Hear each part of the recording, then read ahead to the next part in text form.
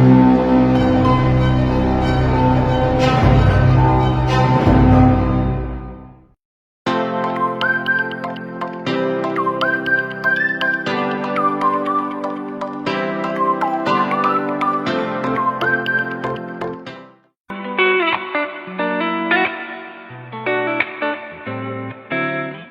ver, yo me enamoré del dibujo, en realidad creo que todos empezamos dibujando cuando somos niños, todos dibujamos, mejor dicho, todos tenemos esa capacidad de simplificar la realidad e interpretarla a nuestra manera, solo que algunos en el camino se van quedando y dejan de dibujar por la razón que sea. Y algunos otros seguimos haciéndolo y nunca dejamos de hacerlo en realidad.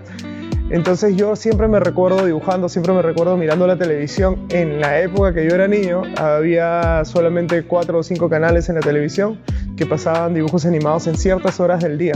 Entonces tenías que memorizar o ir dibujando mientras veías en la televisión los personajes. Es algo que me ayudó a desarrollar la memoria mucho. Y a partir de ahí, bueno, pues en casa siempre me dieron la oportunidad de dibujar, nunca me cortaron las alas, digamos, ¿no? Y cuando acabé el colegio, bueno, tenía que hacer algo, dedicarme a estudiar algo.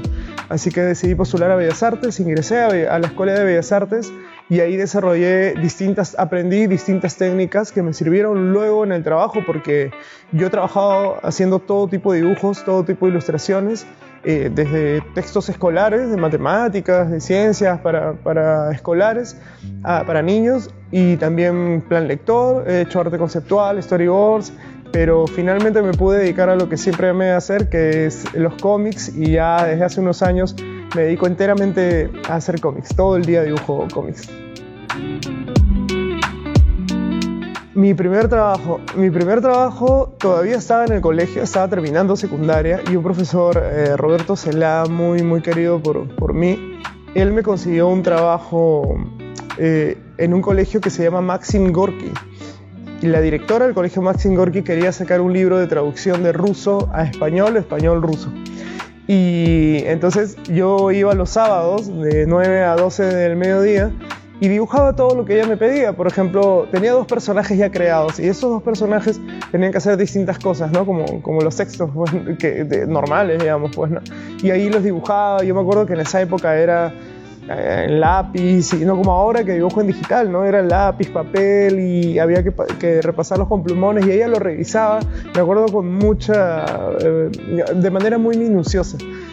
Y ahí fue el primer lugar donde yo sentía que tenía que cumplir metas determinadas, en horarios determinados, en momentos determinados, y eso fue algo muy interesante y me enseñó mucho, porque yo, teniendo alrededor de 16 años, pues empecé a descubrir que había que ser profesional, que eso quiere decir que no hacer las cosas así a lo rápido ni a la volada, sino que tratar de hacerlo bien, y si es necesario tomarse más tiempo, pues hacerlo, con tal de que esto quede lo mejor posible, ¿no? A ver, el recorrido ha sido... Dicen siempre las historias tienen un punto A y un punto B, ¿no? En realidad el mío ha sido el punto A en un lado y ha sido esto, así, hasta llegar al punto B, porque como te decía hace un rato, de hecho, de todo, desde antes de terminar Bellas Artes ya tenía trabajo también, felizmente. Y siempre me he dedicado al dibujo y a la música, pero el dibujo ha sido mi fuente de ingresos. Yo tenía una cosa de mucho amor propio y quería dedicarme realmente a esto, y no quería tener que trabajar en otra cosa que no sea dibujar. Entonces siempre me busqué trabajos relacionados al dibujo, a la animación, y a veces incluso he tenido que buscar 2 o 3 trabajos a la vez para poder compensar un poco al ingreso que tenía que cumplir con mi familia, ¿no? Porque yo tengo hijos y tengo una esposa, y entonces hay gastos mensuales que cubrir, y ha sido muy difícil, porque a la par siempre he hecho mis cómics, y eso quería decir que hasta cierta hora tenía que trabajar todo lo que tenía que ver con el ingreso familiar, y a partir de las 7, por ahí, hasta las 12, 1 de la madrugada, pues hacer lo que a mí me gustaba, que eran los cómics. Y con el tiempo eso se convirtió, finalmente ya ocupó todo mi tiempo de trabajo, pero ha costado muchísimo, ha costado mucho llegar ahí, mucho sacrificio, mucho tiempo, dejar de un lado el orgullo, digamos, y aceptar los errores que uno comete y corregirlos, ¿no? dentro del trabajo. Y otra cosa, sobre todo, tratar de ser profesional, tratar de cumplir con las fechas de entrega y tratar de ser lo más amable posible, hacer fácil trabajar contigo, ¿no? Que sea fácil trabajar contigo. Son cosas que he aprendido en el camino y me han servido, por lo menos hasta ahora, va muy bien.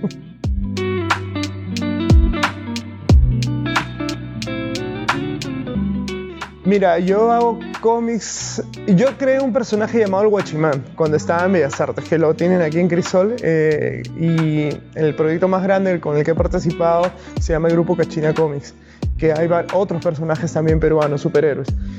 Y entonces mi personaje, el Guachimán, era para un poco... Quería hacer una historieta que hablara de Lima, así como por ejemplo Spider-Man habla de Nueva York y habla de las costumbres norteamericanas. Cuando yo era pequeño, mi madre me llevaba al centro de Lima y me compraba esas revistas de Spider-Man, pero de las ediciones mexicanas, y eran antiguas, ¿no? Y ahí ese personaje me cautivó, porque por fin encontraba un personaje que era como yo, ¿no? Había cómics que el Guachimán salía cosiendo su traje, o le habían cortado la luz porque no había pagado, entonces en su departamento no tenía luz.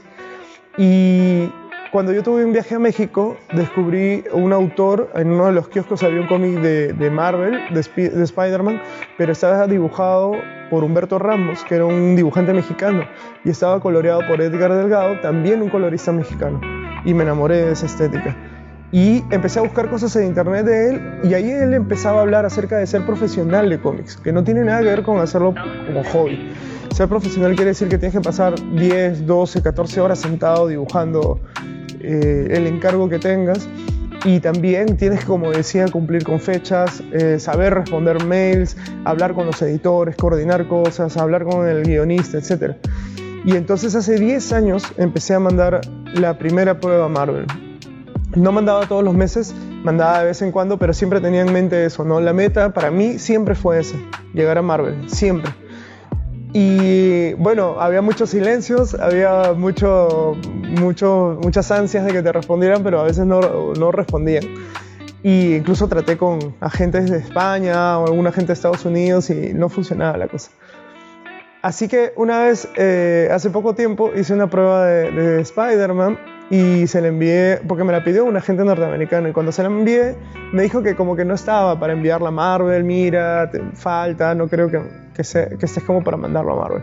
Y yo dije, bueno, yo tengo el mail del editor de Marvel, pues se la mando yo. ¿Qué puedo perder si este hombre no lo va a enviar, no? Total que se la envié, y ahí viene el mail que tú mencionas.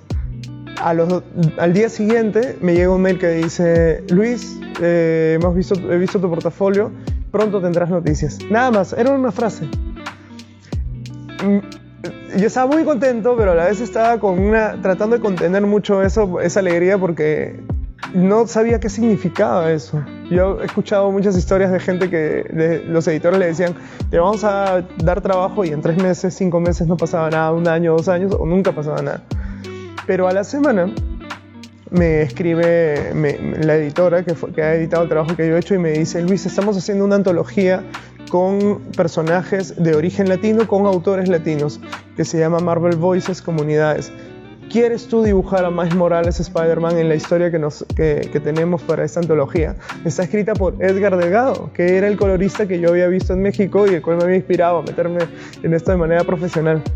Así que en ese momento sí, ya vino el grito, las lágrimas de alegría. Toda mi vida pasó delante de mis ojos, porque fue realmente muy emocionante, ¿no? Por fin estaba cumpliendo mi sueño, por fin estaba llegando al objetivo que siempre había querido, al cual siempre había querido llegar, y se estaba dando con mi estilo, con mi forma de dibujo, con mi esfuerzo, y eso es impagable, eso es una emoción inolvidable realmente.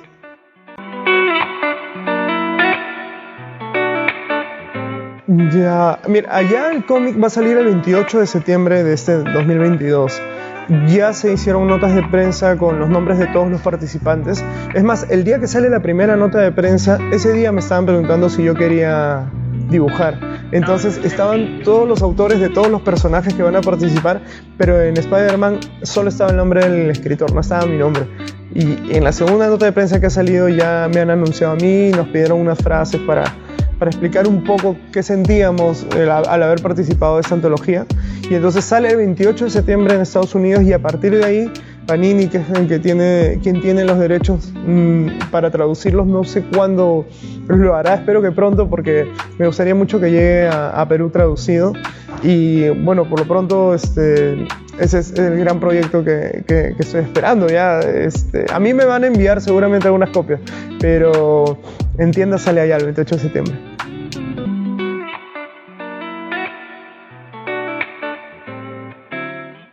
En el Perú hay mucho talento, muchísimo talento, y lo que falta es una industria que respalde ese talento, porque cuando hablo de industria no solo hablo de que los dibujantes y los escritores puedan vivir de eso, sino que también puedan vivir editores, diseñadores, los distribuidores, todos al mismo nivel, se pueda generar regalías, se pueda generar toda una estructura de lectura en colegios, en librerías, en municipalidades, debería haber eso.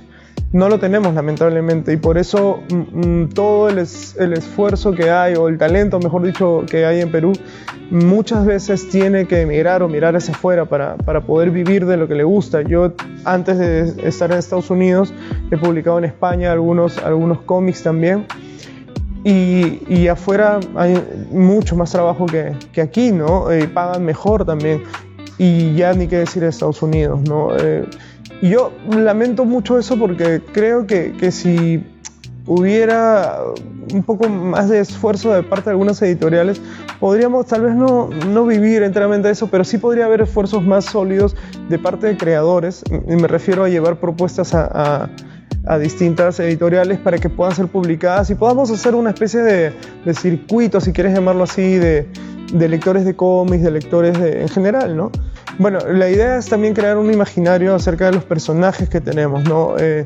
Por ejemplo, no solo hablo de superhéroes, distintos personajes, porque el cómic finalmente es una herramienta para contar cosas, una herramienta de narración. Puede haber de superhéroes, puede haber de terror, históricos, biográficos, etcétera, etcétera. Así que espero yo que se pueda lograr. Por lo pronto hay gente trabajando afuera, muy talentosa. Por ejemplo, está Diego Lorte, que ahora está en DC Comics. Está Cristian Rosado, que está en Dark Horse, también una editorial muy interesante de Estados Unidos. Y así hay esfuerzos también de muchachos que están, creo que en Italia, otros haciendo crowdfunding también en Estados Unidos. Así que talento tenemos, nos sobra. Y lo otro es entender que en medida que esto se vuelva una industria, podríamos sí encajar tranquilamente con fechas, horarios, con calidad de trabajo y cantidad también.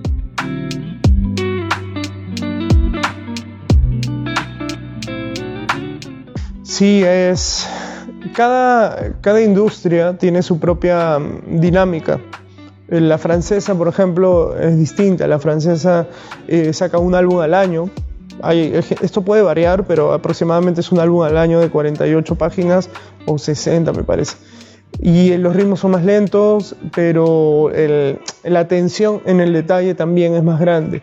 En el caso de Japón, todos los dibujantes tienen ayudantes, por ejemplo, y se tiene que generar muchísimo a la semana. Y claro, tiene que ver también con la sociedad y con lo que consumen. Estados Unidos también tiene un ritmo muy fuerte, sobre todo en las de superhéroes, ¿no? en las empresas grandes. Es muy, muy fuerte, pero por eso se va dividiendo el trabajo entre varias personas. En el caso de Estados Unidos está, bueno, el escritor. Antiguamente estaba el que hacía lápiz y otra persona lo entintaba y otro lo coloreaba. Ahora el lápiz y la tinta, en muchos casos, las hace una sola persona, como en mi caso, por ejemplo, porque trabajamos con tableros digitales que te da la facilidad de poder llegar más rápido al acabado final, ¿no? Entonces, dibujando con la Cintiq directamente en la pantalla, ya tengo unos pinceles míos predeterminados, unas herramientas que me ayudan a trabajar más rápido. En España, por ejemplo, si tú propones un proyecto de más de 100 páginas, se pueden dar alrededor de año y medio para hacerlo. Y también ya depende de ti si lo entregas en esa fecha o no, pero suele ser ese el tiempo. Aquí en el Perú básicamente son esfuerzos personales o esfuerzos independientes para sacar fanzines.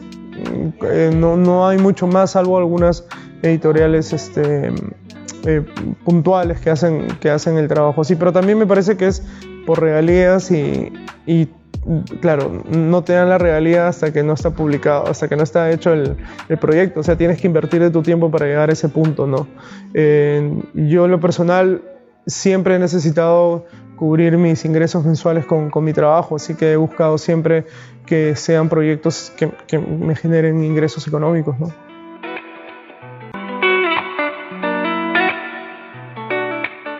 A ver, yo antes de Marvel ya estaba trabajando con editoriales independientes. He trabajado en Marvel ahora y he vuelto a las independientes hasta que vuelva a ocurrir algo con Marvel probablemente. Pero con Kachina tenemos un proyecto ya que es la continuación de la primera saga que hicimos de los personajes que están de Guachimán, Escorpiona, Arcángel y Enet. Entonces ya hemos hablado con los chicos para continuarlo, así que probablemente sea un solo número de más de 100 páginas, la cual escribirá Javier Arévalo, como siempre, y participaremos pues los chicos que me gustaría mencionarlos, a José Luis Miranda, Cristian Rosado, Domenico Pagano y bueno, yo, ¿no? Así que ese es el proyecto ya hemos hablado, ya hemos planteado algunas cosas, y yo creo que en los próximos meses vamos a poder estar ya mostrando algunas cosas que vayamos avanzando, ¿no? Esa es la idea.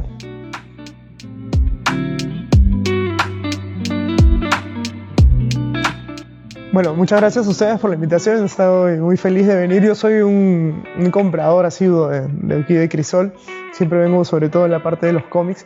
Y bueno, en mis redes sociales estoy como @Luis_Morocho, en Instagram, Facebook, y en Instagram y Twitter. En Facebook estoy como Morocho Art, ART. Así que gracias y lo que quieran ahí estaré.